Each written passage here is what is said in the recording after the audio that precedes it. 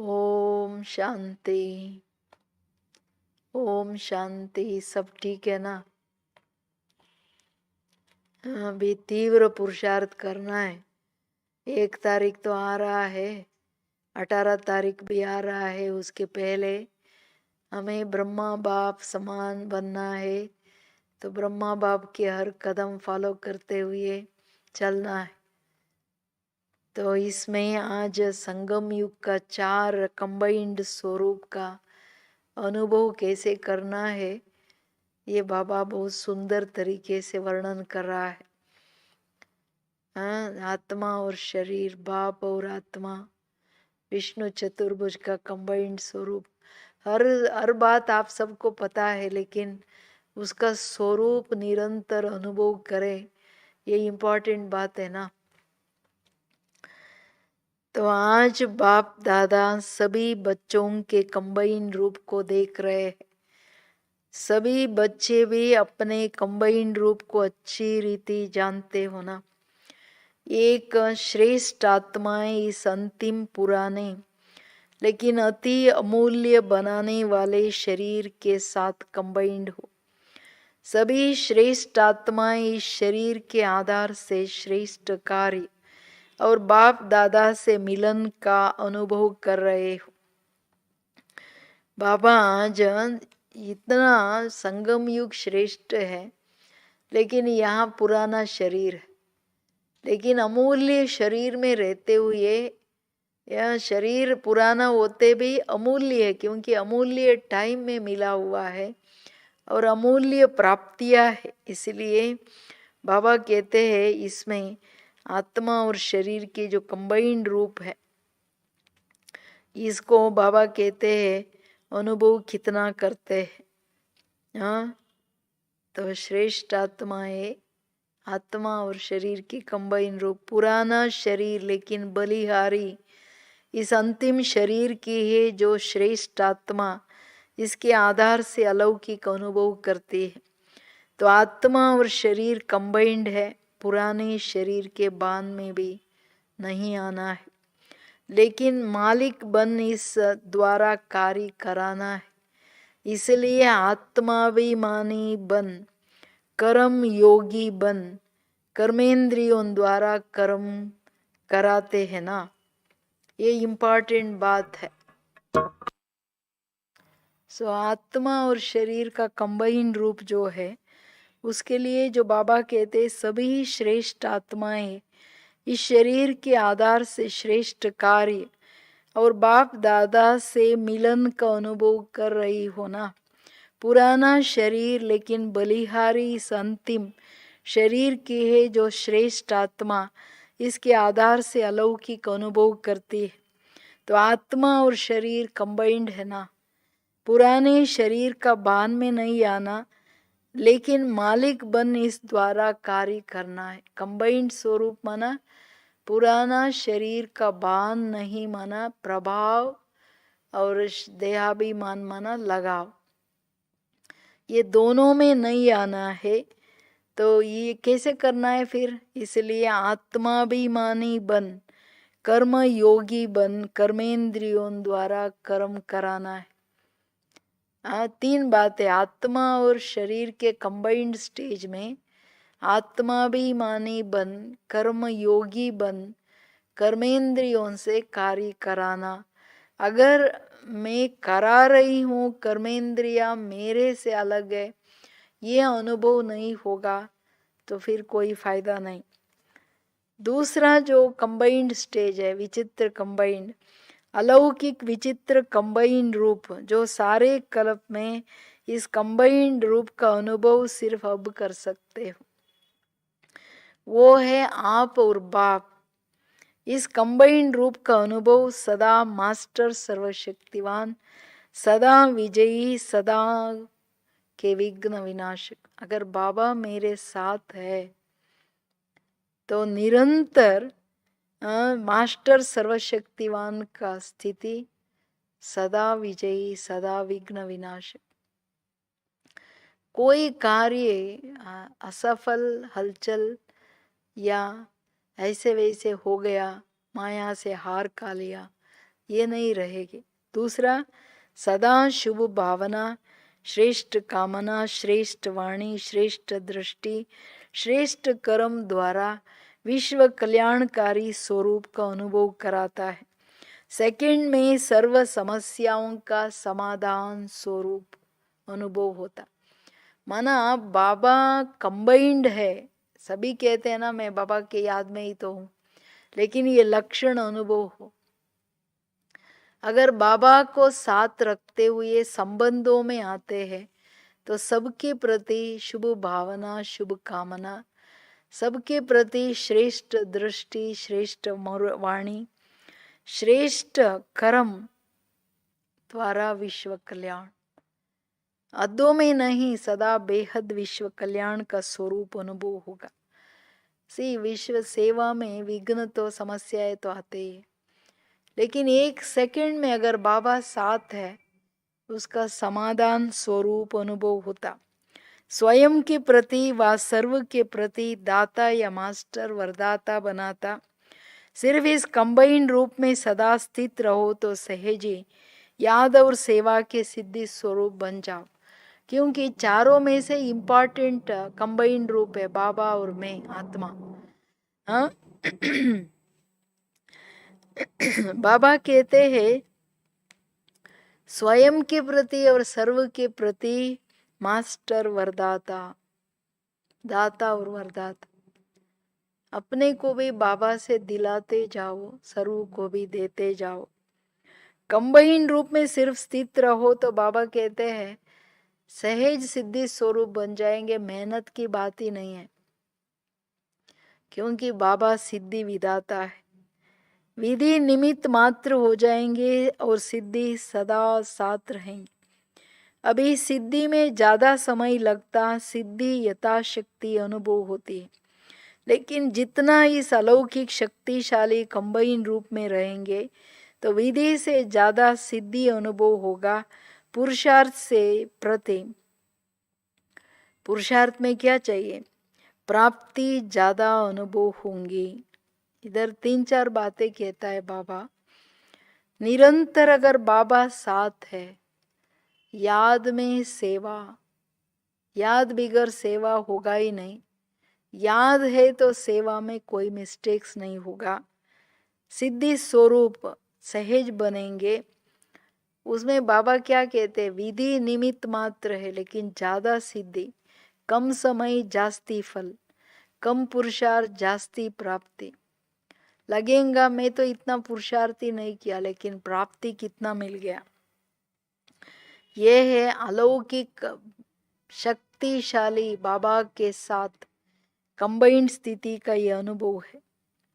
सिद्धि का अर्थ क्या है, हर कार्य सिद्धि स्वरूप, माना फल बिगर कोई भी कार्य नहीं जाएगा। ऐसे बाबा कहते हैं प्रैक्टिकल में अनुभव हो। जो छोटा करे बड़ा करो, क्या भी करो, चाहे लौकिक का से कार्य करो या लौकिक, अगर बाबा को साथ रख के करते हो तो वहां निरंतर सदा फल स्वरूप, सफलता स्वरूप रहेंगे। तीसरा जो कंबाइंड है,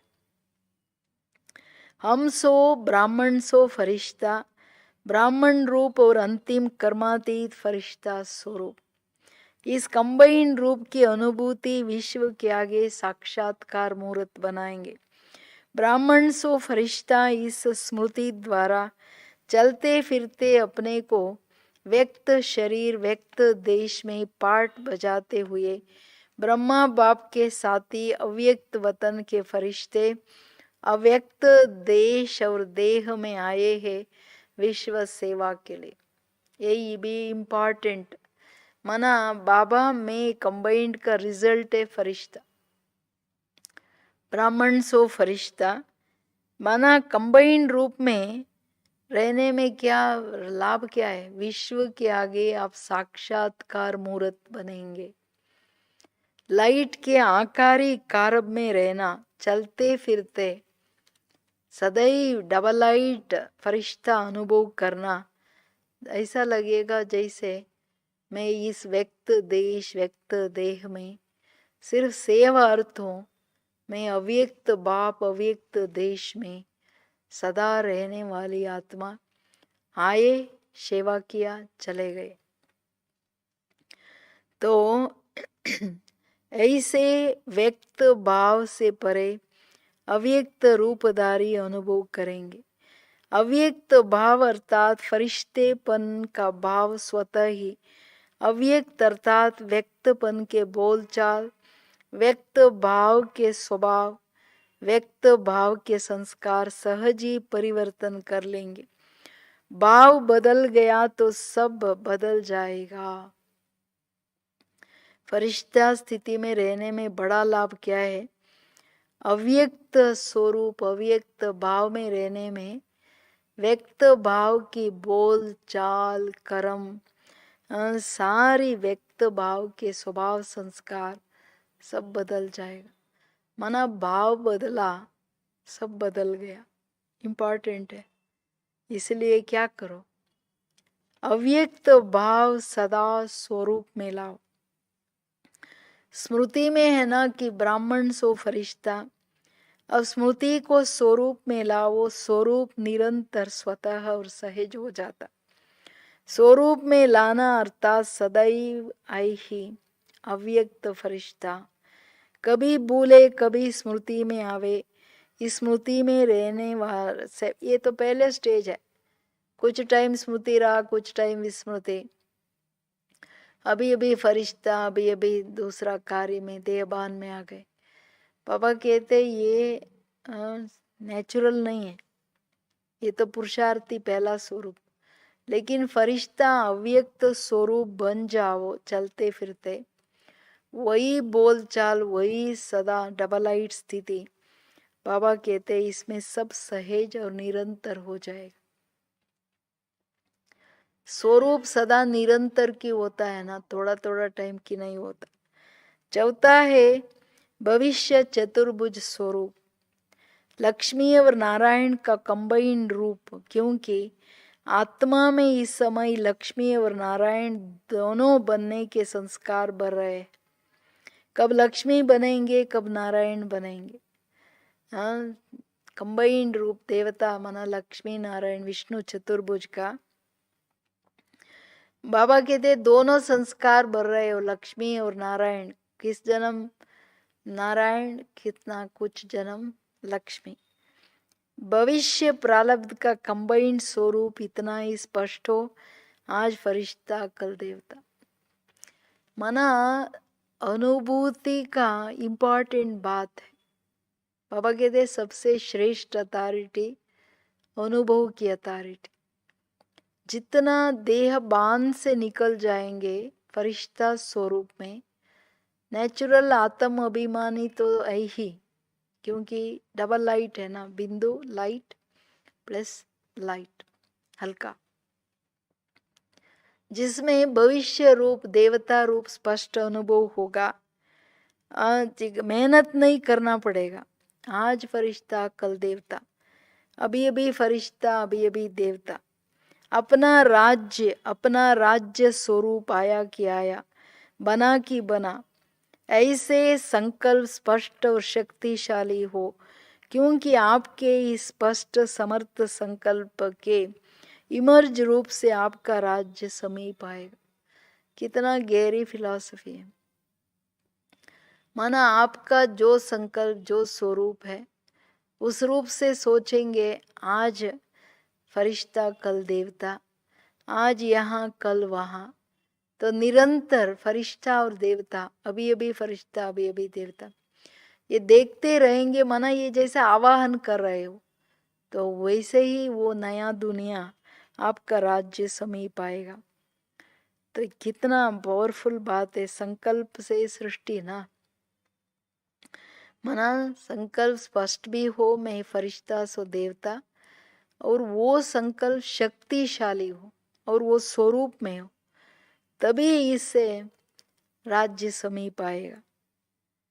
आपका इमर्ज संकल्प नई सृष्टि को रचेगा, अर्थात सृष्टि पर लाएगा। आपका संकल्प मर्ज है तो नई सृष्टि इमर्ज नहीं हो सकता। अगर इमर्ज रूप में ये संकल्प करेंगे, अभी अभी मैं फरिश्ता सु देवता, आपका संकल्प ही नई सृष्टि को रचेगा। अगर आपका मर्ज है सारा दिन दूसरे तीसरे देहभान, तो बाबा कहते नई सृष्टि भी आएगा ही नहीं। माना जल्दी नहीं आ सकती है, जितना संकल्प इमर्ज है तो सृष्टि जल्दी आएगा। ब्रह्मा के साथ ब्राह्मणों के इस संकल्प द्वारा नई सृष्टि इस भूमि पर प्रत्यक्ष होगा। क्या? ब्रह्मा बाबा के साथ ब्राह्मणों का संकल्प, ब्रह्मा बाप को तो संकल्प है नई सृष्टि बाबा रच रहे तो हम साथी है, उनके साथ हम सब ब्राह्मणों का संकल्प चाहिए, तब इस भूमि में नया सृष्टि आएगा, प्रत्यक्ष होगा। तो ब्रह्मा बाप भी नई सृष्टि में नया पहला पार्ट बजाने के लिए आप ब्राह्मण बच्चों के लिए साथ चलेंगे के वायदा कारण इंतजार कर रहे। बाबा कहते ब्रह्मा बाप पहली आत्मा है ना नई सृष्टि के, लेकिन वहां नई सृष्टि में आना है, पार्ट बजाना है, तो ब्राह्मणों के लिए जो वायदा है बाबा का, साथ चलेंगे, साथ राज्य में आएंगे, इसके लिए इंतजार कर रहे हैं बाबा। अकेला ब्रह्मा सो कृष्ण बन जाए तो अकेला क्या करेगा? राज्य करने लिए सभी चाहिए ना, साथ में पढ़ने वाले खेलने वाले भी चाहिए। इसलिए ब्रह्मा बाप ब्राह्मणों प्रति बोले कि मुझ अव्यक्त रूपधारी बाप समान अव्यक्त रूपधारी अव्यक्त स्थितिधारी फरिश्ता रूप बनो, फरिश्ता सो देवता बनेंगे। समझाना, इन सब कंबाइन रूप में स्थित रहने से ही संपन्न और संपूर्ण बन जाएंगे। बाप समान बन सहजी कर्म में सिद्धि का अनुभव करेंगे। से इम्पोर्टेंट बात है, अकेला ब्रह्मा बाप कृष्ण भी क्या करेगा? साथ पढ़ने वाले, साथ चलने वाले, साथ राज्य करने वाले सभी चाहिए ना, खेलने वाले भी चाहिए। इसलिए बाबा कहते हैं, बाबा आवाहन कर रहा है ना सभी ब्राह्मणों को, अव्यक्त बाप समान अव्यक्त रूपधारी अव्यक्त फरिश्ता बन जाओ, जल्दी जल्दी बन जाओ, ताकि अव्यक्त रूप में कंबाइंड रूप में जितना रहेंगे तो उतना जल्दी संपन्न और संपूर्ण बन जाएंगे। हाँ? जितना संपूर्णता उतना सहज हर कर्म में सिद्धि का अनुभव होगा। डबल विदेशी बच्चों को बाप दादा के साथ रूरुआन करने में, मिलन मनाने में क्या होती है? तीव्र इच्छा होती है ना, जल्दी जल्दी मिले। सभी समझते हैं कि हम आज ही मिल ले, परंतु इस साकार दुनिया में सब देखना पड़ता है। सूर्य चांद के अंदर की दुनिया तो है ना, उनसे परे की दुनिया में आ जाओ तो सारे दुनिया में उधर ही बैठ जाओ सारा समय।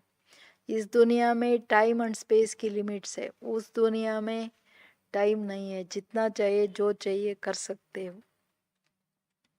तो इसीलिए बाबा कहते बाप दादा को भी हर बच्चा अपनी विशेषता से प्रिय है। कोई समझे ये प्रिय है हम कम प्रिय है, ऐसे बात नहीं। बाबा को तो सब बच्चे समान है, कम ज्यादा कोई नहीं। महारथी अपनी विशेषता से प्रिय है और बाप के आगे अपने अपने रूप से सब महारथी है, महान आत्माएं है, इसलिए महारथी। बाबा हर बच्चे को देखने का नजरिया ही अलग है, क्योंकि एक का विशेषता दूसरे से नहीं मिलती है, इसलिए एक दो से आगे है हर एक। तो बाबा कहते हैं हर एक आत्मा अपनी विशेषता से महारथी है, क्योंकि वो महान है, इसीलिए वो महारथी। नहीं तो कार्य के निमित्त तो अपना अपना स्थान मिला हुआ है। अगर सभी दादी बन जाए तो काम कैसे चलेगा? निमित्त तो बनाना पड़ता है ना, सभी को एक जैसा कर नहीं सकते है ना। कारोबार है तो किसी को निमित्त बनाना पड़ता है। वैसे देखो तो सब आप सभी कौन है? इस रीति से दादी आओ, सभी को दीदी दादी तो कहते हैं ना, फिर भी आप सबने मिलकर एक को निमित्त तो बनाया ना, सभी ने बनाया या सिर्फ बाप ने बनाया? वैसे देखो तो सारा परिवार समान है, सब दीदी दादी कहते, लेकिन एक सबके ऊपर एक को तो निमित्त करना ही पड़ता है। और आप सभी ने मिलके दादी को रखा है या सिर्फ बाबा ने रखा? सबने मिलके रखा ना। सिर्फ निमित्त, कारोबार अर्थ अपने अपने कार्य अनुसार निमित्त बनाना ही पड़ता है। इसका ये मतलब नहीं आप महारथी हो, आप भी महारथी हो, महावीर हो। माया को चैलेंज करने वाले महारथी नहीं हुए तो क्या हुए? बाबा कहते कोई भी कम नहीं है। बाबा का भाव ये है, सब बच्चे चैलेंज करते हो माया को तो आप महारथी महावीर हो ना। ये इम्पोर्टेंट बात है। सब अपने अपने अनुसार सभी हर कार्य में निमित्त है, लेकिन किसी को निमित्त बनाना पड़ता है। हाँ, सबके ऊपर इम्पोर्टेंट है, लेकिन बाबा के आंखों में सब महारथी, कोई कम नहीं। बाप दादा के लिए सप्ताह कोर्स करने वाला बच्चा भी महारथी है, क्योंकि सप्ताह कोर्स भी तब करते जब समझते हैं कि ये श्रेष्ठ जीवन बनाने वाले। बाबा की कितना ऊंची दृष्टि है। कोई कोर्स के लिए भी आके कोर्स लेता है तो भी महारथी बाबा कह रहा है। क्यों? वो समझता है ये बहुत वैल्यूबल है, मेरे जीवन ऊंचा बनाना है, इसीलिए तो वो महारथी है। चैलेंज किया तो महारथी हुआ ना। हाँ, श्रेष्ठ जीवन बनाना है, आगे बढ़ना है, ये भी तो चैलेंज है, इसलिए महारथी। बाप दादा सदैव एक स्लोगन सभी बच्चों को कार्य में लाने के लिए याद दिलाते रहते। एक है अपनी स्वस्थिति में रहना, दूसरा है कारोबार में आना। स्वस्थिति में तो सभी बड़े हो, कोई छोटा नहीं। कारोबार में निमित्त बनाना ही पड़ता। दो बातें बाबा कह रहा है जिसमें अटेंशन प्लीज है। एक है स्वस्थिति में रहना, दूसरा है कारोबार में आना। स्वस्थिति में रहने में पुरुषार्थ सभी बच्चे करते, सब समान है, कोई बड़ा छोटा नहीं। लेकिन कारोबार में निमित्त बनाना पड़ता है, इसमें बड़े निमित्त है, हम कहते हैं ना दादियों के लिए। उसमें क्या बाबा स्लोगन दे रहे हैं? तो स्वस्थिति में तो सब बड़े हो, कोई छोटा नहीं। कारोबार में निमित्त बनाना ही पड़ता, इसलिए कारोबार में सदा सफल होने लिए स्लोगन रिगार्ड देना और रिगार्ड लेना। दूसरों को रिगार्ड देना ही रिगार्ड लेना है, देने में लेना भरा हुआ। बाबा का ये फेवरेट बात है, रिगार्ड देना, रिगार्ड लेना। देने में लेना समाया हुआ है। वो देवे मैं दियूं नहीं, मैं दियूं तो ऑटोमेटिकली मिलता है, पूछना नहीं पड़ता। रिगार्ड कभी भी प्रयत्न करने या मांगने से नहीं मिलता। रिगार्ड दो, रिगार्ड मिलेगा। रिगार्ड लेने का साधन ही है रिगार्ड देना। ये बहुत बड़ी सूक्ष्म कर्म फिलॉसफी। जो भी मांगते वो नहीं मिलेगा, इच्छा रखते वो नहीं मिलेगा, सिर्फ आप देते जाओ तो वो मिलेगा। ये सृष्टि का नियम है। ऐसे ही रिगार्ड मांगने से नहीं मिलता, लेना है रिगार्ड तो देते जाओ, दियो, देने में लेना हुआ। इसलिए बाबा कहते हैं अगर सदैव माननीय रहना है, रिगार्ड चाहिए आपको, आप सबको देते जाओ। आप रिगार्ड दो और आपको नहीं मिले, ये हो ही नहीं सकता। लेकिन दिल से दो, मतलब से नहीं। जो दिल से रिगार्ड देता है उसको दिल से रिगार्ड मिलता है। बाबा कहता है ये कर्म फिलॉसफी। जितना रिगार्ड देते जाएंगे निस्वार्थ और दिल से देते जाएंगे, ऐसे नहीं कि आपको रिगार्ड नहीं मिलेगा, ये हो ही नहीं सकता है। बाबा कहते हैं रिगार्ड देते हो तो मिलना ही है, और दिल से दियो, मतलब से नहीं। काम कराना है थोड़ा पुचकार दे के कराओ, नहीं, दिल से हर एक आत्मा की विशेषताओं को देख करके रिगार्ड देते जाओ, रिगार्ड आपे ही मिलेगा। इसलिए बाबा कहते हैं तो सदैव दिल से दो और दिल से लो। इस स्लोगन द्वारा सदा ही निर्विघ्न निसंकल्प निश्चिंत रहेंगे। मेरा क्या होगा ये चिंता नहीं रहेंगी, मेरा हुआ ही पड़ा है, बना ही पड़ा है, निश्चिंत रहेंगे। ये जैसे कि सीट रिजर्वेशन की बात हो गई। बाबा कहते हैं रिगार्ड देने से आपको सोचने की बात ही नहीं, क्या होगा। रिगार्ड आप ही मिलेगा, इससे और क्या स्थिति। इस स्लोगन द्वारा स्थिति क्या बनेगी, सदा निर्विघ्न निसंकल्प और निश्चिंत। चिंता करने की दरकार ही नहीं, क्या होगा पता नहीं, मुझे रिगार्ड मिलेगा नहीं मिलेगा, ये लोग क्या करेंगे कैसे करेंगे, ऐसा नहीं रहेगा। बाबा कहते हैं मेरा हुआ ही पड़ा है, बना ही पड़ा है। भविष्य भी जैसे चारों युगों में रिगार्ड, रिस्पेक्ट, माननीय, सम्मान योग्य है ना, पूजनीय है ना। इसलिए निश्चित भावी में निश्चिंतता, निसंकल्प, निर्विघ्न स्थिति स्वतः ही है। और ऐसे ही श्रेष्ठ आत्मा की श्रेष्ठ प्रारब्ध वर्तमान और भविष्य निश्चित। सदैव जो दाता है देते जाएंगे, उसका निश्चित भविष्य है, क्या होगा वो बात ही नहीं है। श्रेष्ठ प्रारब्ध वर्तमान का भी, वर्तमान में ब्राह्मण परिवार में भी सम्मान योग्य, भविष्य चारों युगों में सम्मान माननीय। इसलिए निश्चित भविष्य, फिक्सेड भविष्य, कोई इसको बदल नहीं सकता, कोई किसका ले सीट नहीं ले सकता। कभी भी सी हमारा जो पुण्य है मेरे साथ है, वो कौन सा कैसे ले सकता। मैं दिए सदैव जीवन भर दिया है तो मुझे मिलना ही है, वो कोई काट नहीं सकता। या जिसको मिलना है वो लोग दूसरा लेके चले जाए, ये भी नहीं होगा। कर्म फिलॉसफी इतना स्ट्रांग है। तो निश्चिंत ही निश्चित है। इसको कहा जाता है बाप समान फॉलो फादर करने वाले। निश्चित भविष्य, रिगार्ड देना, सदा मना लेना। निश्चित में निश्चिंत है ही। निश्चिंत इसलिए है क्योंकि निश्चित प्राप्ति है, मना फिक्सेड प्राप्ति, फिक्सेड पद, फिक्सेड रिगार्ड, रेस्पेक्ट, जो सोचने का दरकार ही नहीं, होगा या नहीं होगा, चलेगा या नहीं चलेगा, ऐसा बात नहीं। बाबा कहते इसको कहेंगे फॉलो फादर, बाप समान फॉलो फादर।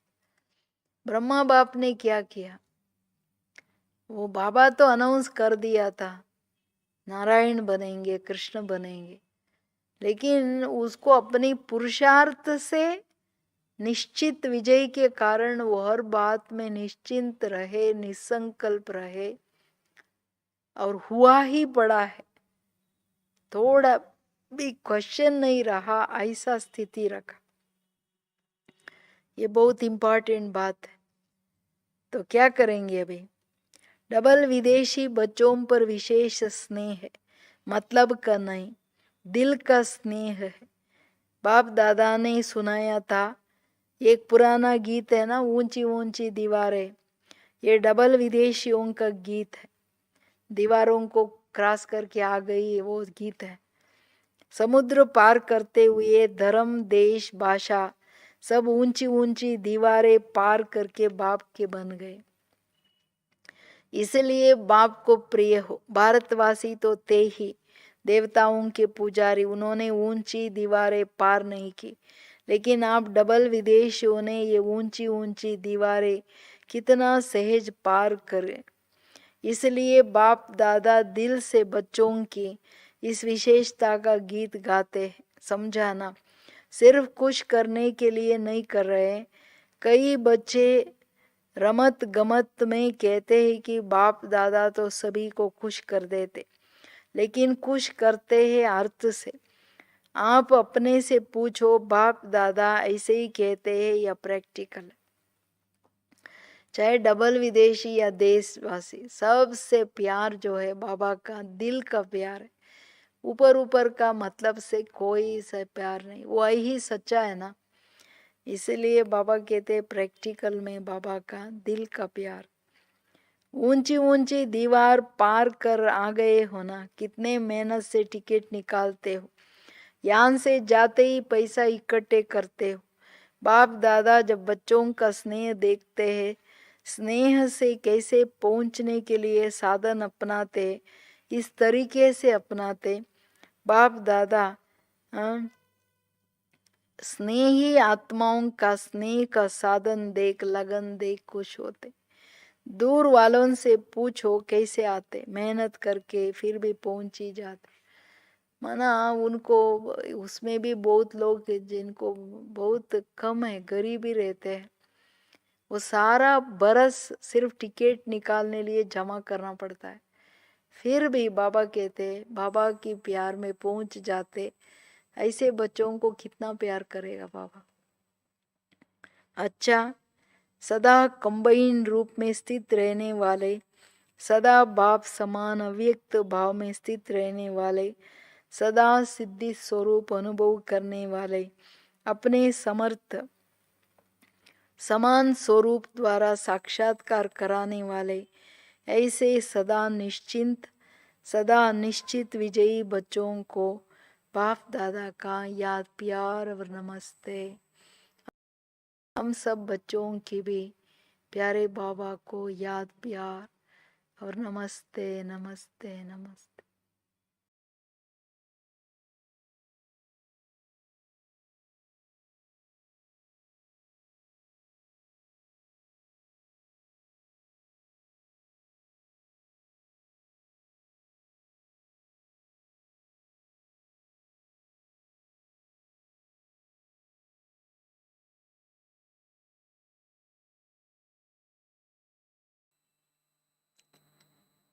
ಓಂ ಶಾಂತಿ,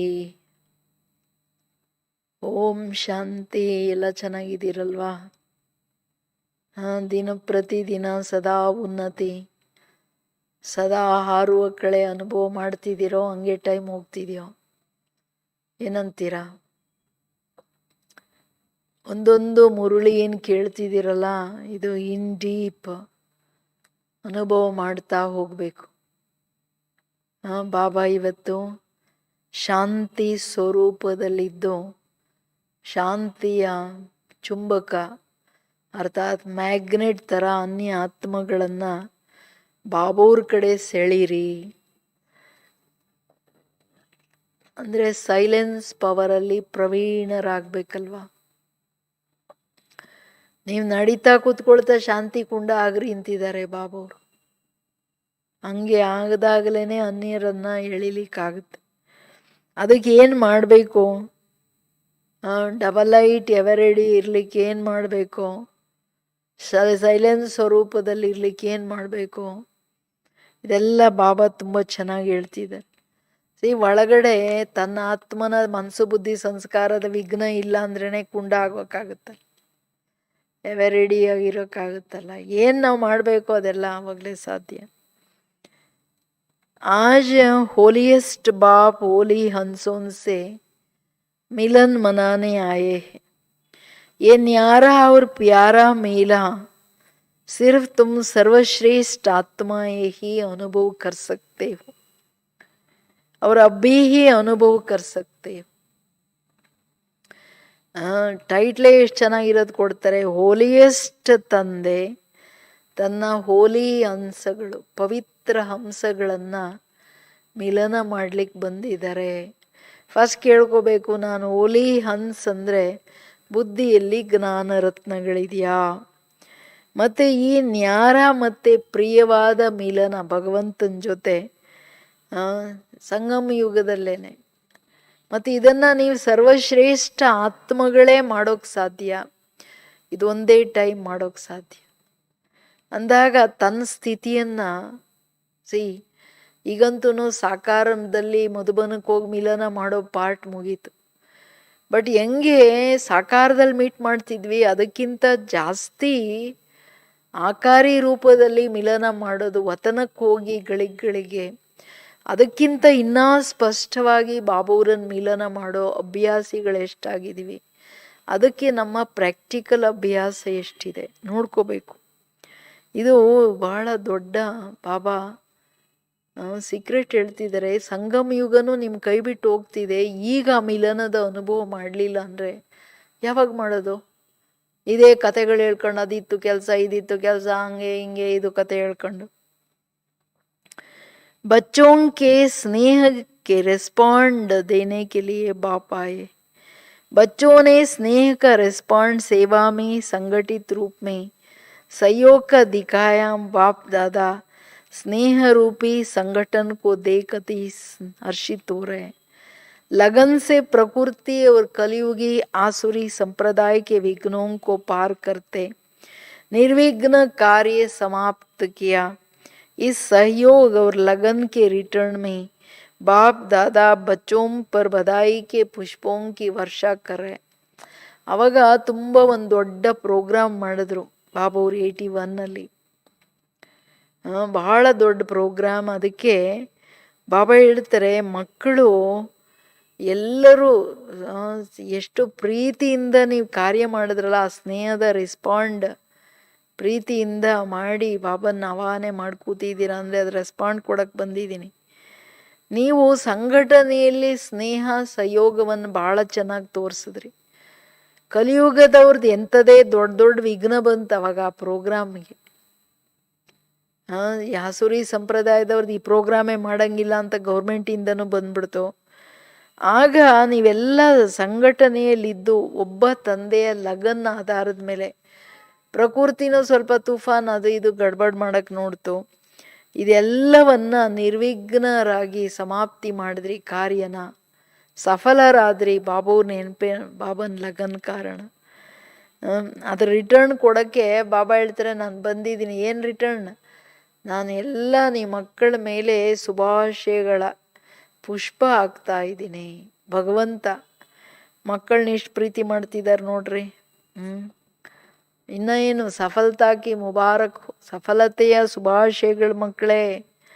ಬಾಪ್ ಕಾ ಕಾರ್ಯ ಸೋ ಮೇರಾ ಕಾರ್ಯ ಇಸಿ लगन से सफलता की मुबारक हो. ये एक संगठन की शक्ति का पहला कार्य अभी आरंभ किया है, अभी सैंपल के रूप में किया है. ತಂದೆಯ ಕಾರ್ಯನೇ ಸೋ ನಮ್ಮ ಕಾರ್ಯ. ಈ ಲಗನ್ನಲ್ಲಿ ಸದಾ ಸಫಲರಾಗೋ ಶುಭಾಶಯ ಕೊಡ್ತಿದ್ದೀನಿ.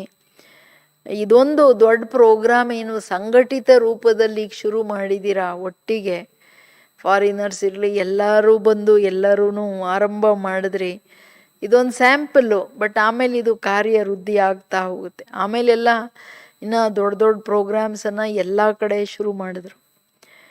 अभी तो आपकी रचना और वृद्धि को पाते हुए और विशाल कार्य के निमित्त विशाल कार्य के निमित्त बनाएंगे. अनुभव किया कि संगठित शक्ति के आगे भिन्न भिन्न प्रकार के विघ्न सहज समाप्त हो जाता है.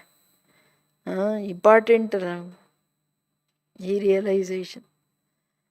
ಬಾಬಾ ಹೇಳೋದು, ಈಗ ರಚನೆ ಬಾಬನ ಮಕ್ಕಳು ಜಾಸ್ತಿ ವೃದ್ಧಿ ಆದಂಗೆ ವಿಶಾಲ ಕಾರ್ಯ ಇನ್ನೂ ದೊಡ್ಡದಾಗಿ ಮಾಡ್ತೀರಾ.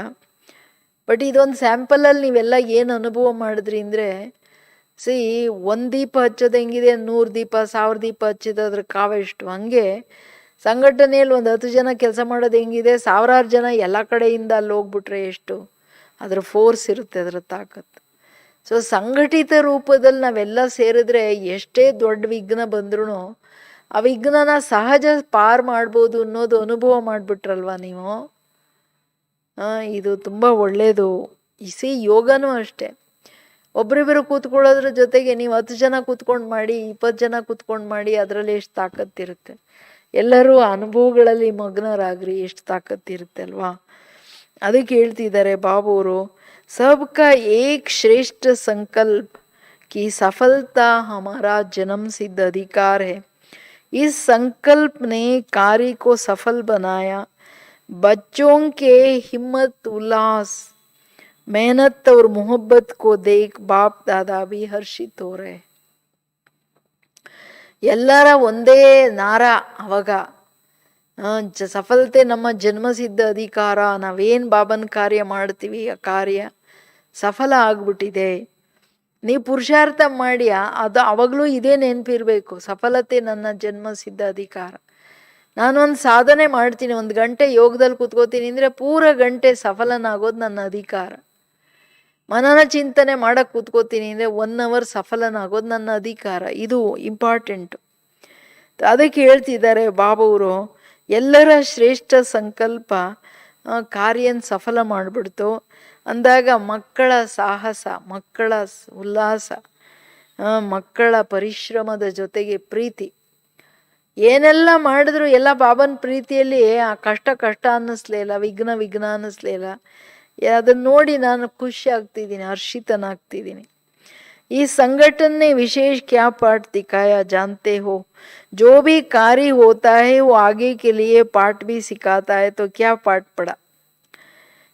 ನೀವು ಈ ಸಂಘಟನೆಯಲ್ಲಿ ನೀವು ಮಕ್ಕಳು ಏನು ಪಾಠ ಕಲ್ತ್ಕೊಂಡ್ರಿ, ಏನೆಲ್ಲ ಕಾರ್ಯ ಬರುತ್ತೆ ಅದು ಗೊತ್ತಿದೆಯಾ ನಿಮಗೆ? ಏನು ಪಾಠ ಕಲ್ತಿದ್ದೀರಾ ಅಂತ, ಏನೆಲ್ಲ ಕಾರ್ಯ ಆಗುತ್ತೆ ಅದು. ಯಾವುದೇ ಕೆಲಸ ದೊಡ್ಡ ಕಾರ್ಯ ಮಾಡ್ತಿರೋ ಅದು ಭವಿಷ್ಯಕ್ಕೆ ಪಾಠ ಕಲಿಸುತ್ತೆ, ಅದರಿಂದ ತುಂಬ ಕಲಿತೀರಾ. ಸೊ ಇನ್ನು ನೆಕ್ಸ್ಟ್ ಮಾಡೋದನ್ನ ಇನ್ನು ಈಸಿಯಾಗಿ ಮಾಡ್ತೀರಾ. ಪುರುಷಾರ್ಥನೂ ಹಂಗೇನೆ.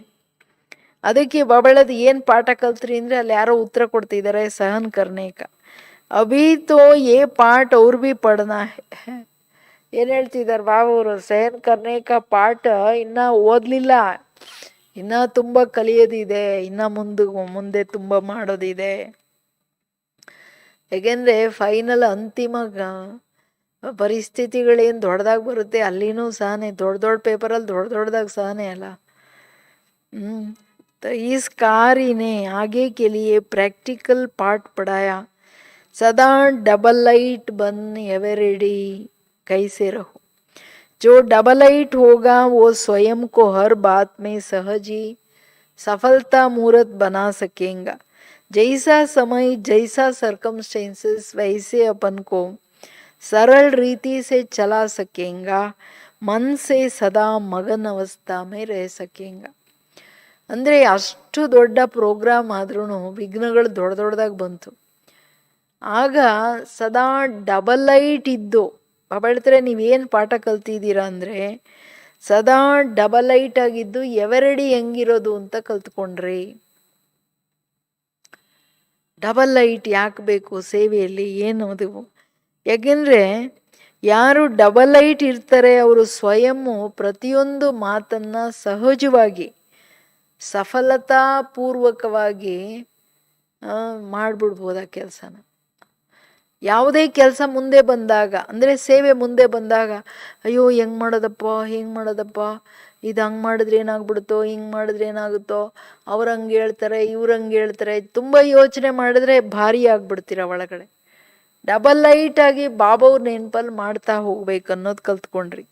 ಆಮೇಲೆ ಡಬಲ್ ಲೈಟ್ ಆಗಿದ್ದರೆ ಎಂಥ ಸಮಯನೋ ಏನೇನು ಸರ್ಕಮ್ಸ್ಟೆನ್ಸಸ್ ಇದೆಯೋ ಅದಕ್ಕೆ ತಕ್ಕಂತೆ ತನ್ನನ್ನು ಸರಳವಾಗಿ ನಡೆಸ್ಕೋಬೋದು. ಡಬಲ್ ಲೈಟ್ ಈಸಿಯಾಗಿ ಇರ್ತಾರೆ. ಯಾರು ಈಸಿ ಇರ್ತಾರೆ ಅವರು ಎಂಥ ಪರಿಸ್ಥಿತಿ ಇರಲಿ, ಎಂಥದೇ ಸರ್ಕಮ್ಸ್ಟೆನ್ಸ್ ಇರಲಿ, ಅವರು ಅಯ್ಯೋ ಹೆಂಗೆ ನಡೆಯೋದಪ್ಪ, ಇದು ಹಿಂಗಿದೆಯಲ್ಲ, ಹೆಂಗಾಗಬೇಕಪ್ಪ ಅದೆಲ್ಲ ಯೋಚನೆ ಮಾಡಲ್ಲ. ಅವರು ಈಸಿ ಸರಳವಾಗಿ ತನ್ನನ್ನು ಮೋಲ್ಡ್ ಮಾಡ್ಕೊಂಡು ಬಿಡ್ತಾರೆ. ಆಲ್ ರೈಟ್ ಆಯ್ತಲ್ಲ, ಏನಂತೆ ಅಂದರೆ ಮುಗ್ದೋಯ್ತು. ಮನಸ್ಸಲ್ಲಿ ಸದಾ ಯಾಕೆ ಡಬಲ್ ಲೈಟ್ ಇರ್ತಾರೆ ಅಂದರೆ ಬಾಬನ ಲಗನ್, ಬಾಬನ ಪ್ರೀತಿ ಇರೋ ಕಾರಣ ಅವರು ಬಾಬಾ ಎಲ್ಲ ನೀನು ಮಾಡಿಸ್ತಿದ್ಯಾ, ಅಯ್ಯೋ ಇದೂ ನಿನ್ನ ಮುಂದೆ ಏನು ಮಹಾ, ಯಾವ ಕಾರ್ಯ ಇರಲಿ, ಯಾವ ಪುರುಷಾರ್ಥ ಇರಲಿ, ನಿನ್ನ ಮುಂದೆ ಇದೇನು ಮಹಾ ಅಂತಂದರೆ ಆ ಲಗನ್ನಲ್ಲಿ ಸಹಜ ಮಗ್ನಾವಸ್ಥೆನೂ ಬಂದ್ಬಿಡುತ್ತೆ. ಇನ್ನೊಂದು ಸಫಲತೆ ಆಟೋಮೆಟಿಕ್ಕು. आज तो सिर्फ बच्चों के मेहनत की मुबारक देने आए हैं, और भी आगे विशाल कार्य करते चलो, आगे बढ़ते चलो. बाप दादा ने आप लोगों से भी ज़्यादा सर्व कार्य देखे हैं. आप लोग तो स्थूल साधनों के कारण कभी पहुंच सकते हो, कभी नहीं पहुंच सकते हो. बाप दादा को हर स्थान पर पहुंचने में कितना टाइम लगता है? ಬಾಬಾ ಇವತ್ತು ನೀವು ಏನೆಲ್ಲ ಇಷ್ಟು ದೊಡ್ಡ ಪ್ರೋಗ್ರಾಮ್ ಮಾಡ್ಕೊಂಡು ಕಷ್ಟಪಟ್ಟು ಬಂದ್ರಲ್ಲ, ಅದಕ್ಕೆ ಶುಭಾಶಯ ಹೇಳಕ್ಕೆ ಬಂದಿದ್ದೀನಿ. ಇನ್ನು ಮುಂದೆ ದೊಡ್ಡ ದೊಡ್ಡ ಕಾರ್ಯಗಳನ್ನು ಮಾಡ್ತಾ ಮುಂದುವರಿತಾ ಹೋಗ್ರಿ. ತಂದೆಯೇ ಬಾಬಾ ಹೇಳೋದು, ನಿಮಗಿಂತ ಜಾಸ್ತಿ ಕಾರ್ಯಗಳನ್ನು ನೋಡಿದೆ ನಾನು. ಅವ್ರಿಗೆ ಎಲ್ಲಿಂದ ಎಲ್ಲಿ ಮುಟ್ಟಕ್ಕೆ 1 ಸೆಕೆಂಡ್ ತಾನೆ. ಕೆಲವಷ್ಟೇ ನಾವು ನೋಡ್ತೀವಿ, ಎಲ್ಲ ಅಟ್ ಎ ಟೈಮ್ ನಾವು ಅಟೆಂಡ್ ಮಾಡೋಕ್ಕಾಗಲ್ಲ. ಬಾಬಾ ಹೇಳ್ತಾರೆ, ನಾನು ಎಲ್ಲ ನೋಡಿದೆ. ಸ್ಥೂಲ ಸಾಧನೆಗಳ ಕಾರಣ ನೀವು ಕೆಲವು ಸಾರಿ ಮುಟ್ತೀರಾ, ಇನ್ನೊಂದು ಈಗ ಇಲ್ಲೊಂದು ನಡೀತಿದೆ, ಅಲ್ಲೊಂದು ನಡೀತಿದೆ, ಅಲ್ಲೊಂದು ನಡೀತಿದೆ ಅಂದರೆ ಇಲ್ಲಿಂದ ಅಲ್ಲಿ ಹೋಗೋಕ್ಕೆ ಟೈಮ್ ಬೇಕಲ್ಲ, ಸಾಧನೆ ಬೇಕು. ನಾನಾದರೆ ನನಗೆ ಎಷ್ಟೊತ್ತು ಬೇಕು ಮುಟ್ಟಕ್ಕೆ? 1 ಸೆಕೆಂಡ್. ಅವ್ರಿಗೆ ಜಗತ್ತೇ 1 ಸೆಕೆಂಡ್ ಮುಂದೆ ಇರುತ್ತೆ. जो आपने ना देखा वो हमने देखा, बाप का स्नेह ही पाव दबाता है, निमित्त दिल्ली वालों ने।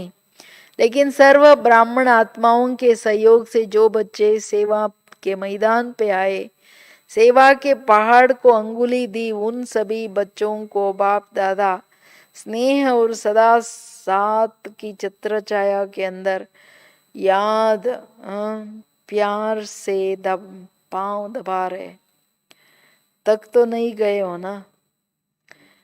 बाबा कहते हैं, मेरा स्नेह आप लोग जो देखा मैंने सारा, आप जो नहीं देखा मैंने सब देखा, आप तो थोड़ा देखा। इसका मतलब ये बोल रहे बाबा, क्योंकि उनको सेकंड ही चाहिए जाने में।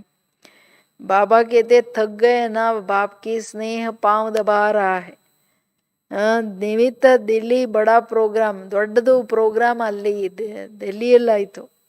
ಅವಾಗ ಎಲ್ಲ ಕಡೆಯಿಂದ ಎಲ್ಲ ಸೆಂಟರ್ಸ್ ಅವರು ಹೋಗಿದ್ರು. ಅಷ್ಟು ದೊಡ್ಡ ಪ್ರೋಗ್ರಾಮ್ ಅದು.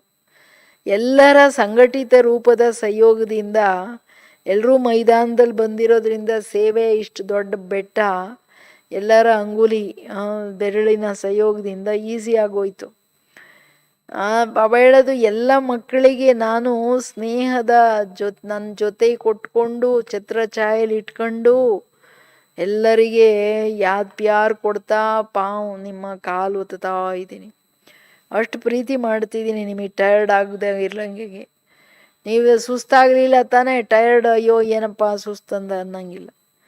ನಿಮಿತ್ कहने में ವಿದೇಶಿ ಆತೆ ಲೇಕಿನ್ ಸ್ವದೇಶಿ. ಅವಾಗೆಲ್ಲ ಫಾರಿನರ್ಸು ಬಂದ್ರಲ್ಲ, ನಿಮಿತ್ತ ಇವರೆಲ್ಲ ಫಾರಿನರ್ಸ್ ಅಂತಾರೆ, ಬಟ್ ನೀವೆಲ್ಲ ಸ್ವದೇಶಿಯರು, ಭಾರತವಾಸಿಗಳು.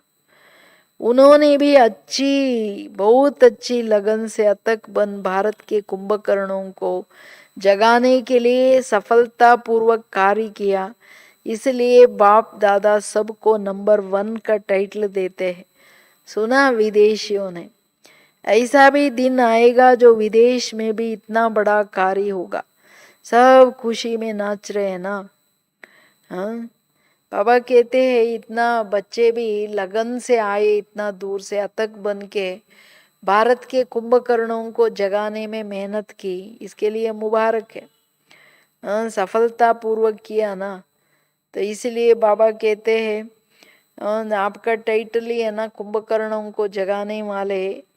तो अभी इतना बड़ा बड़ा प्रोग्राम विदेश में भी होगा आगे चल के, ये बाबा कह रहे हैं। देश में इतना ज़्यादा बड़ा कार्य करना है तो बहुत खर्चा होता है ना, और इतना लोग इकट्ठा करना भी इतना इजी नहीं है। लेकिन बाबा कहते हैं आगे चल के होगा, जो अब हो रहा है। आज के इस मधुर मेले का विशेष यादगार बन रहा है। बाप दादा को भी विशाल मिला, और मेला जो किया वो मेला अति प्रिय है। जो भी दूर दूर से बच्चे मेहनत करके लगन से पहुंचे, उन सब को बाप दादा विशेष याद प्यार दे रहे। ಬಾಬಾ ಮಕ್ಕಳ ಮಧುರ ಮಿಲನ ಸಂಘಟಿತ ರೂಪದಲ್ಲಿ ಯಾವಾಗಲೇ ಆಗಲಿ ಬಾಬಂಗೆ ಭಾಳ ಇಷ್ಟ. ಅದಕ್ಕೆ ನಾನು ದೂರದಿಂದ ಲಗನ್ನಿಂದ ಮಕ್ಕಳೆಲ್ಲ ಕಡೆಯಿಂದ ಬಂದಿದ್ದೀರ, ಅದಕ್ಕೆ ಯಾದ್ ಪ್ಯಾರ್ ಕೊಡ್ತಿದ್ದೀನಿ. ಸ್ನೇಹ ದೂರ ಕೋ ನಜ್ದೀಕ್ ಲಾತೆ. ಎಲ್ಲಿ ಪ್ರೀತಿ ಇದೆ ದೂರಿ ಡಿಸ್ಟೆನ್ಸ್ ಎಂಡ್ ಆಗ್ಬಿಡುತ್ತೆ. ಪರಮಧಾಮ ದೂರ ಅನ್ಸುತ್ತಾ? ಸೆಕೆಂಡ್ ಅಲ್ವಾ? भारत के भी सबसे दूर रहने वाले स्नेह के बंधन में सहयोग की लगन में नजदीक अनुभव कर रहे हैं। इसलिए भारतवासी देश के हिसाब से दूर रहने वाले बच्चों को बाप दादा विशेष स्नेह दे रहे हैं। बहुत बोले और बहुत प्यारे हैं, इसलिए भोलेनाथ बाप की विशेष स्नेह की दृष्टि ऐसे बच्चों पर है। सभी इतने अपने को उतना ही श्रेष्ठ भाग्यशाली समझते हो ना, तो इम्पॉर्टेंट है। जो स्नेह से दूर दूर से आए, जैसे कर्नाटक है, केरला, ये सब, ये साउथ, चेन्नई, सब तरफ से गए हुए, बाबा कहते सभी भोलानाथ के भोले बच्चे दूर दूर से इतना लगन से आए हो, सबको दिल का मुबारक दे रहे, क्योंकि आप सब बच्चे बहुत श्रेष्ठ पदमा पदम भाग्यशाली होना। क्यों? भोलानाथ बाप की स्नेह की दृष्टि सदैव हमारे पर है, ये अनुभव करने वाले भाग्यशाली। वतन में नहीं, मैं बाबा के सन्मुख हूं, मेरे ऊपर ದೂರ ಅಲ್ಲ, ಬಾಬನ ಸನ್ಮುಖದಲ್ಲಿ ಇದ್ದೀನಿ. ಬಾಬನ ವರದಾನದ ದೃಷ್ಟಿ, ಸ್ನೇಹದ ದೃಷ್ಟಿ ಸದಾ ನನ್ನ ಮೇಲಿದೆ, ನಾನು ಅದರಲ್ಲಿ ಸದಾ ಮುಳುಗಿದ್ದೀನಿ. ಈ ಅನುಭವ ಮಾಡೋರೇ ಪದಂ ಭಾಗ್ಯಶಾಲಿಗಳು. ಇದು ತುಂಬ ಇಂಪಾರ್ಟೆಂಟು. ಸೊ ನೋಡಿ ಹೆಂಗೆ, ಹಂಗೆ ಮಾಡ್ತಿದ್ದೀನ ಅಥವಾ ಇಲ್ವಾ ಅಂತ. अब आगे ಈ ವರ್ಷ ಕ್ಯಾ ಕರ್ನಾ ಹೈ, ಈಗೇನು ಮಾಡ್ಬೇಕು ಹೇಳ್ರಿ? ಈ ವರ್ಷನೂ ಮುಗೀತಾ ಬಂತು, ಏನು ಮಾಡಬೇಕು? जो किया बहुत अच्छा किया, आगे क्या करना है? वर्तमान समय विश्व की मेजॉरिटी आत्माओं को सबसे जास्ती आवश्यकता है सच्चे शांति की. ನೀವೇನೆಲ್ಲ ಮಾಡಿದ್ರಿ ಭಾಳ ಒಳ್ಳೇದು, ಆದರೆ ವರ್ತಮಾನ ಈಗಂತೂ, ಅವಾಗ ಹೇಳಿರೋದು ಬಾಬಾ, ಈಗಂತೂ ಎಕ್ಸ್ಟ್ರೀಮ್ ಮನುಷ್ಯರಿಗೆ ಏನು ಅಗತ್ಯ ಇದೆ? ಸತ್ಯ ಶಾಂತಿ, ಆತ್ಮದ ಶಾಂತಿ ಏನು ಬೇಕು? ಅವರೆಲ್ಲರಿಗೂ ಬೇಕು. ದುಃಖಿಯಾಗಿದ್ದಾರೆ, ಅಲೀತಿದ್ದಾರೆ, ಎಷ್ಟು ಡಿಪ್ರೆಷನ್ಸಲ್ಲಿ ಹೋಗ್ತಿದ್ದಾರೆ, ಏನೇನು ಆಗ್ತಿದೆಯಲ್ವಾ. अशांति के अनेक कारण दिन प्रतिदिन बड़े हैं, बढ़ते रहेंगे, बढ़ रहे हैं, बढ़ते भी रहेंगे. अगर स्वयं अशांत ना भी होंगे तो औरों के अशांति का वायुमंडल, अशांति के वाइब्रेशंस उन्हों को भी अपने तरफ खींचेगा. ಇಲ್ಲಿ ತುಂಬ ಟೆನ್ಷನ್ ಕೊಡೋ ಮಾತೇನಪ್ಪ ಅಂದರೆ, ಭಾಳ ಇಂಪಾರ್ಟೆಂಟ್ ವಿಷಯ. ನಾವೇನಾದ್ರೂ ಅಶಾಂತಿಯ ಪರಿಸ್ಥಿತಿ, ಈಗ ಅಶಾಂತಿಯ ಪರಿಸ್ಥಿತಿ ತುಂಬ ಇದೆ, ತುಂಬ ಹೆಚ್ಚು ಕಡಿಮೆಗಳಾಗ್ತಿದೆ, ತುಂಬ ಮೋಸಗಳಾಗ್ತಿದೆ, ಪಾಪಾಚಾರ ಜಾಸ್ತಿ ಆಗ್ತಿದೆ. ಬೆಳೆದ್ರೆ ನೀವೇನಾದರೂ ಅಶಾಂತಿಯ ವೈಬ್ರೇಷನಲ್ಲಿ ಸ್ವಯಂ ಅಶಾಂತರಾದ್ರಿ ಅಂದರೆ, ನೀವು ಅನ್ಯರಿಗೆ, ನಿಮ್ಮಲ್ಲೇ ಸತ್ಯ ಶಾಂತಿ ಇಲ್ಲ ಅಂದರೆ ಅನ್ಯರಿಗೇನು ಕೊಡ್ತೀರಾ? ಸೊ ಎಂದೂ ವಾಯುಮಂಡಲದ ವೈಬ್ರೇಷನ್ಸ್ ಪ್ರಭಾವದಲ್ಲಿ ಬರೋಂಗಿಲ್ಲ, ಒಳಗಡೆ ಹಲ್ಚಲ್, ವ್ಯರ್ಥದ ಹಲ್ಚಲ್ಲೂ ಬರೋಂಗಿಲ್ಲ ಅನ್ನೋದು ಅಟೆನ್ಷನ್ ಬೇಕು. ತುಂಬ ಇಂಪಾರ್ಟೆಂಟ್ ಇದು.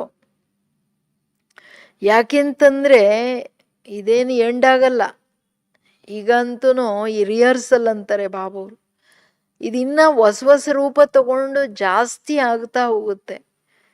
ಅದರಲ್ಲಿ ಅವ್ರ ಮನುಷ್ಯರಂತೂ ದುಃಖಿಗಳು, ಇಷ್ಟು ಕೋಟಿ ಜನರ ವೈಬ್ರೇಷನ್ಸ್ ವಾಯುಮಂಡಲದಲ್ಲಿ ಇರುತ್ತೆ, ಬಟ್ ನೀವು ಅದರಲ್ಲಿ ಅಶಾಂತರಾಗಂಗಿಲ್ಲ. ನಿಮ್ಮ ವಾಯುಮಂಡಲ ವೈಬ್ರೇಷನ್ಸ್ ಏನಿದೆ ಇದನ್ನು ಶಾಂತಿಯಲ್ಲಿ ತಂದ್ಕೋಬೇಕಾಗುತ್ತೆ ಎಲ್ಲರಿಗೆ.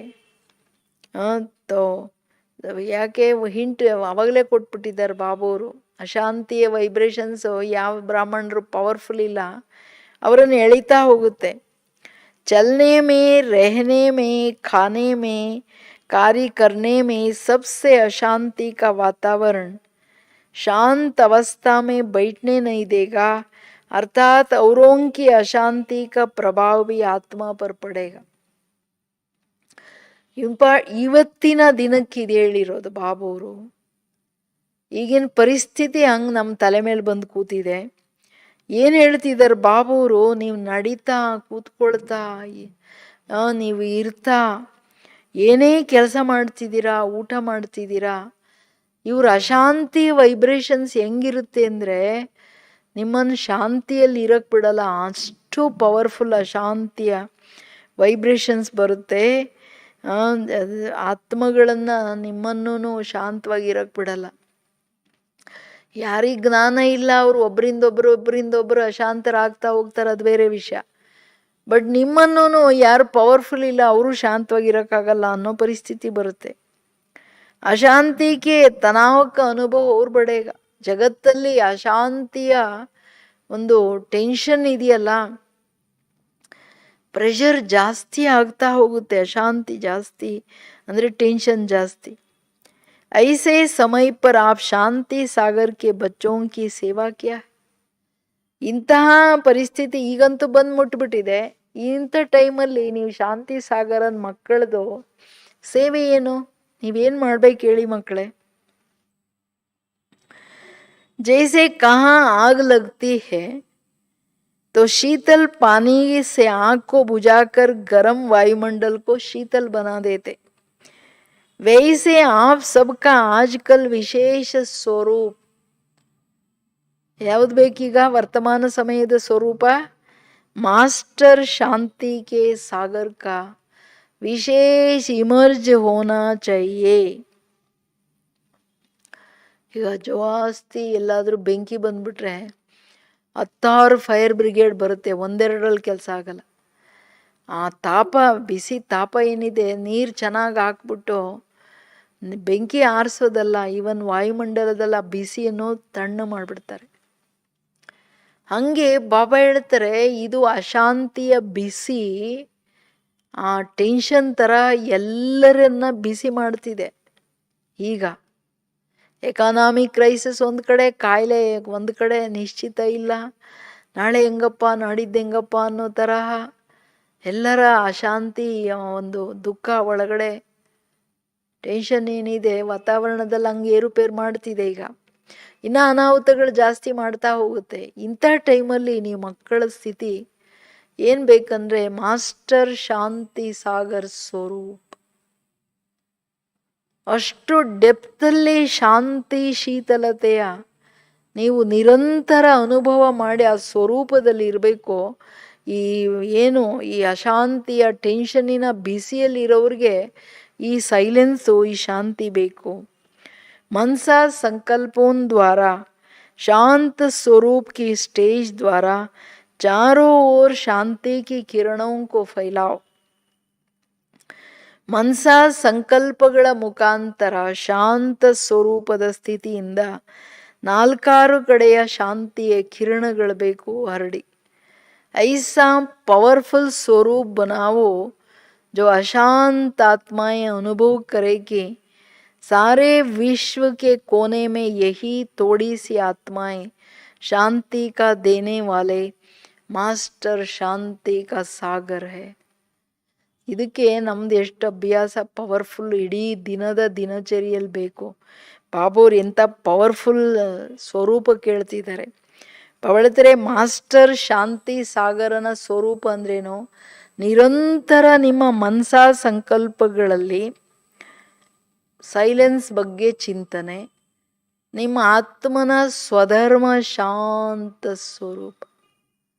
ನನ್ನ ಆತ್ಮ ಬಿಂದು ಬುದ್ಧಿ ಪರಂಧಾಮದಲ್ಲಿ ಇಲ್ಲದೆ ಮಾಸ್ಟರ್ ಶಾಂತಿ ಸಾಗರ ಸನಾಟ ಸೈಲೆನ್ಸಿನ ಪವರ್ಫುಲ್ ಕಿರಣಗಳನ್ನು ನಾವು ಹರಡಕ್ಕಾಗಲ್ಲ.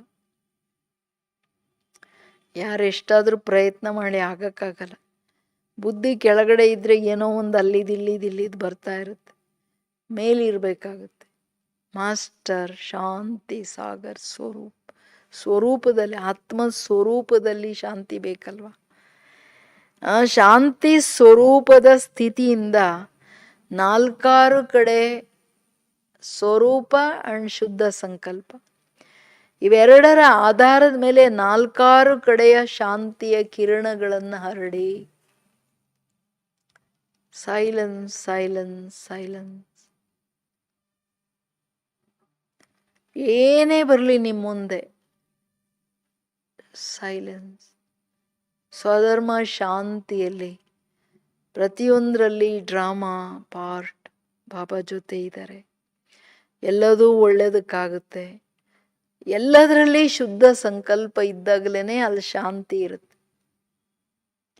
ಆ ಸಂಕಲ್ಪಗಳ ಆಧಾರದ ಮೇಲೆ ನಿಮ್ಮ ಪವರ್ಫುಲ್ ಸ್ವರೂಪ ಹಂಗೆ ಮಾಡ್ಕೊಳ್ಳಿ. ಆ ಪವರ್ಫುಲ್ ಶಾಂತ ಸ್ವರೂಪ, ಶಾಂತಿಯ ಏಕಾಗ್ರ ಸ್ವರೂಪ, ಏಕಾಗ್ರ. ಆ ಸ್ವರೂಪದಲ್ಲಿದ್ದು ಹಿಂಗೆ ವೈಬ್ರೇಷನ್ಸ್ ಹರಡಿ ಅಶಾಂತ ಆತ್ಮಗಳ ಅನುಭವ ಮಾಡಬೇಕು. ಇವರೇ ಕೆಲವೇ ಆತ್ಮಗಳು ಶಾಂತಿ ಸಾಗರನ ಮಕ್ಕಳು, ನಮಗೆ ನಿಜವಾದ ಶಾಂತಿಯನ್ನು ಕೊಡೋರು ಅನ್ನೋದು ಅನುಭವಕ್ಕೆ ಬರಬೇಕು. ಅಷ್ಟು ಪವರ್ಫುಲ್ ಸೈಲೆನ್ಸ್ ನಿಮ್ಮ ಅಭ್ಯಾಸದಲ್ಲಿ ಇರಬೇಕಾಗತ್ತೆ. ಇದು ಇಂಪಾರ್ಟೆಂಟ್ ಮಾತು. साइलेंस का सागर, मास्टर शांति का सागर. जैसे चारों ओर अंधकार हो और एक कोने में रोशनी जग रही हो तो सबका अटेंशन स्वतः ही रोशनी की ओर जाता है ना. ऐसे सबको आकर्षण हो कि चारों ओर के अशांति के बीच यहाँ से शांति की प्राप्ति हो रही. ತುಂಬ ಇಂಪಾರ್ಟೆಂಟ್ ಮಾತು ಹೇಳ್ತಿದ್ದಾರೆ ಬಾಬುವರು.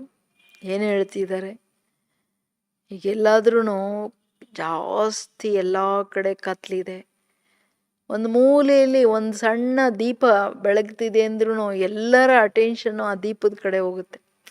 ಅಯ್ಯೋ ಇಷ್ಟು ಕತ್ಲೆಯಲ್ಲಿನೂ ಇಲ್ಲಿ ಮಾತ್ರ ಬೆಳಕು ಬರ್ತಿದೆಯಲ್ಲ ಅಂತ. ಕತ್ಲೆ ಎಲ್ಲರ ಅಟೆನ್ಷನ್ ಆ ಬೆಳಕೆ ಇರೋದೊಂದಿಷ್ಟೇ ಇರ್ಬೋದು. ಹಂಗೆ ಬಾಬಾ ಹೇಳ್ತಿರೋದು, ನೀ ಮಕ್ಕಳ ಸ್ಥಿತಿ ಹೆಂಗಿರ್ಬೇಕಂದ್ರೆ ನಾಲ್ಕಾರು ಕಡೆಯ ಎಲ್ಲ ಅಶಾಂತಿಯ ವೈಬ್ರೇಷನಲ್ಲಿ ಬೆಂದು ಹೋಗ್ತಿದ್ದಾರೆ ತಿಳ್ಕೊಳ್ಳಿ.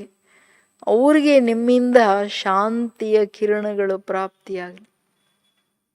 ಅದರ ಮಧ್ಯದಲ್ಲಿ ಅಯ್ಯೋ ಇಲ್ಲಿಂದ ಮಾತ್ರ ಶಾಂತಿ ಬರ್ತಿದೆ ರೀ, ಇನ್ನು ಎಲ್ಲ ಕಡೆ ಬರೀ ಅಶಾಂತಿ ಅನ್ನೋದು ಅನುಭವ ಆಗಬೇಕು.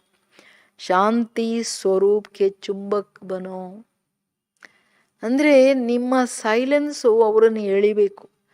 ಹೆಂಗೆ ಸಾಕಾರ ಮುರಳಿಯಲ್ಲಿ ಬಾಬಾ ಹೇಳ್ತಾರೆ ನೋಡಿ, ಈ ಬ್ರಹ್ಮ ಯೋಗಿ ಶರೀರ ಬಿಟ್ಟರೆ ದೂರ ಮೈಲಿಗಳು ದೂರ ಈ ಹಲೋ ಸನಾಟ ಸೈಲೆನ್ಸಿಂಗ್ ಬರ್ತಿದೆ.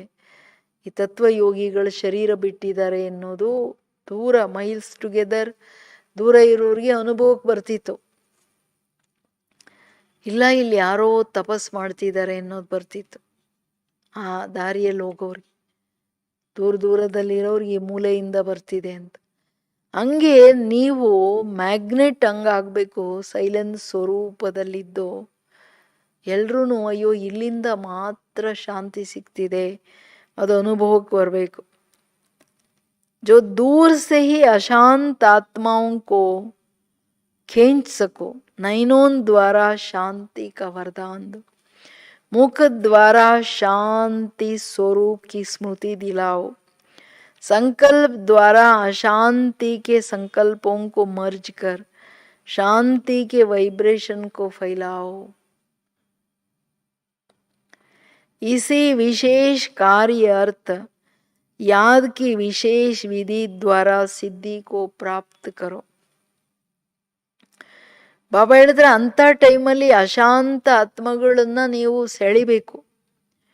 ಹೆಂಗ್ ಸೆಳಿತೀರಾ? ನಿಮ್ಮ ದೃಷ್ಟಿಯಿಂದ ಯಾರೇ ಮುಂದೆ ಬರ್ತಾರೆ ಶಾಂತಿಯ ವರದಾನ ಕೊಡಿ.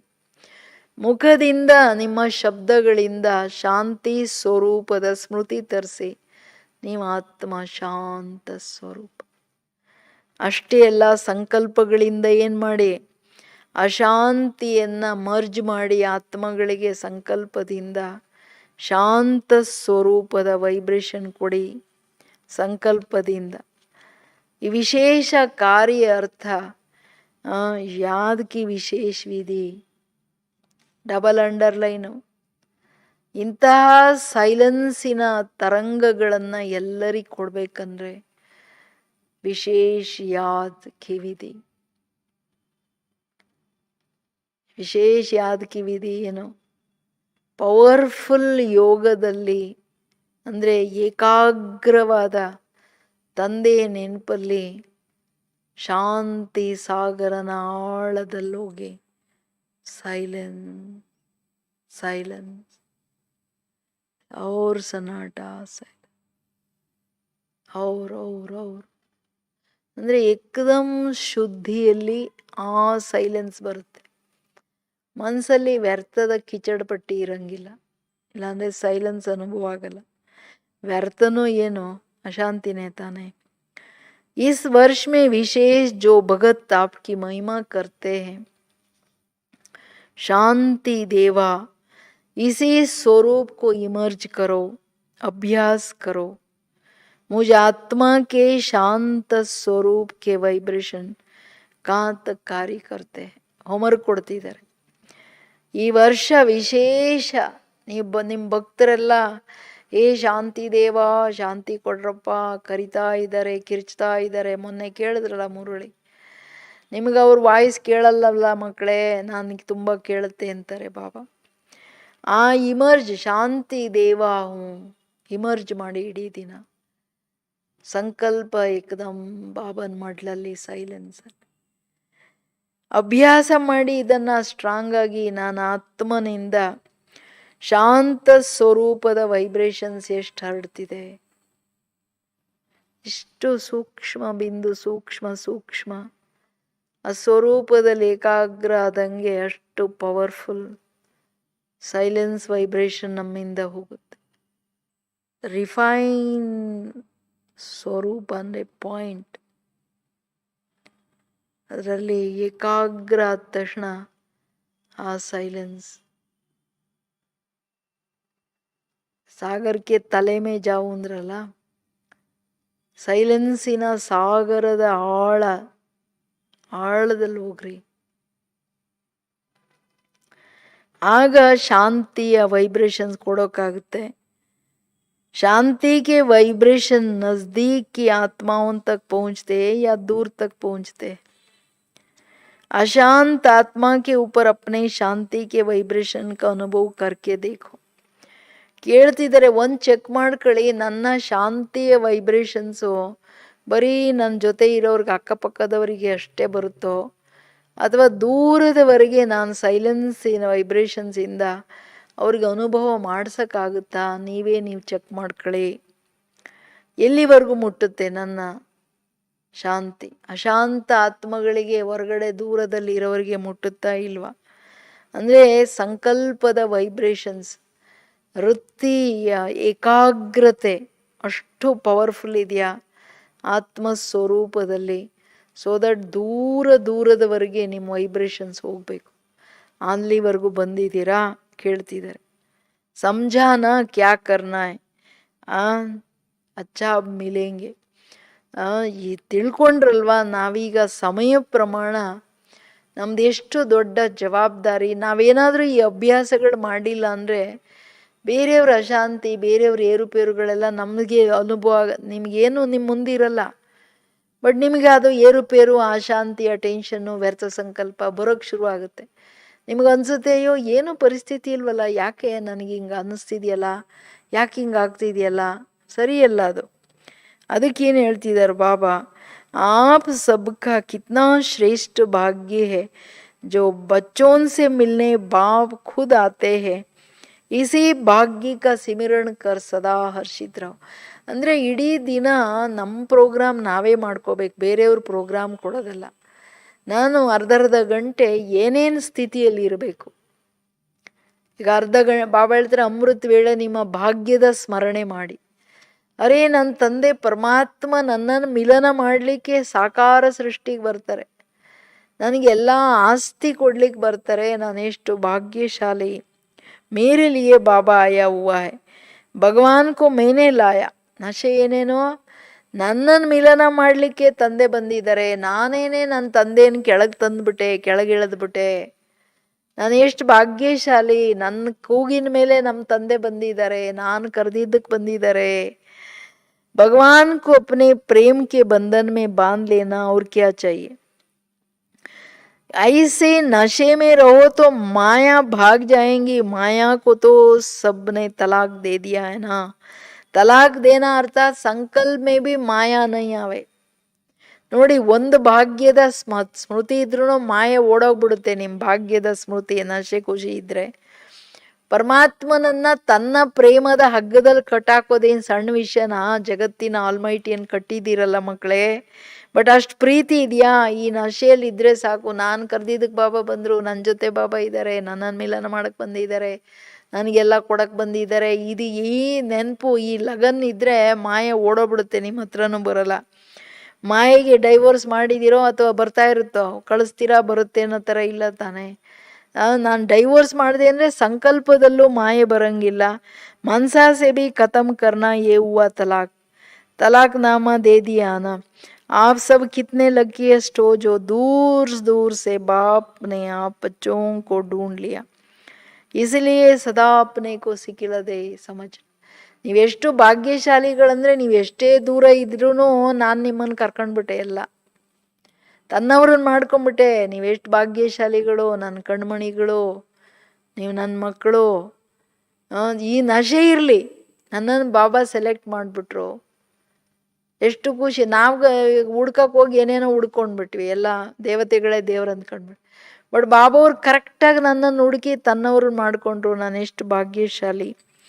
ಅದಕ್ಕೆ ನಾನು ತಂದೆಗೆ ಅತಿ ಮುದ್ದು, ಅತಿ ಪ್ರಿಯ, ಅತಿ ಇದು ಅಂತ ಹೋಗಿ ಹೋಗಿ ಮಡ್ಲಲ್ಲಿ ಕೂತ್ಕೋತಾ ಇರಬೇಕು. ತನ್ನ ಭಾಗ್ಯನ ಎಣಿಸ್ತಾ ಇರಬೇಕು, ಭಾಗ್ಯದ ನಶೆಯಲ್ಲಿ ಇರಬೇಕು, ಖುಷಿಯಲ್ಲಿ ಇರಬೇಕು. ಅವಳಿದ್ರೆ ಮಾಯೆ ನಿಮ್ಮ ಹತ್ರನೇ ಬರಲ್ಲ. ಸರಿನಾ? ಅಚ್ಚಾ, सभी सदा स्नेह में रहने वाले, हर कार्य में सदा सहयोगी, मोहब्बत से मेहनत को खत्म करने वाले, सदा अथक बाप दादा की चित्र छाया के अंदर रहने वाले, सदा विघ्न विनाशक ऐसी श्रेष्ठ आत्माओं को बाप दादा का याद प्यार और नमस्ते नमस्ते नमस्ते. ಸದಾ ಸ್ನೇಹದಲ್ಲೇ ಮುಳುಗಿರೋ ಮಕ್ಕಳಿಗೆ, ಸದಾ ತಂದೆಯ ಪ್ರತಿ ಕಾರ್ಯದಲ್ಲಿ ಸಹಯೋಗಿಯಾಗೋ ಮಕ್ಕಳಿಗೆ, ಸದಾ ಮೊಹಬ್ಬತ್ತಲ್ಲಿ ಬಾಬವ್ರ ಪ್ರೀತಿಯಲ್ಲಿದ್ದು ಕಷ್ಟನೇ ಕಷ್ಟ ಅನ್ಸೋದೇ ಇಲ್ಲ.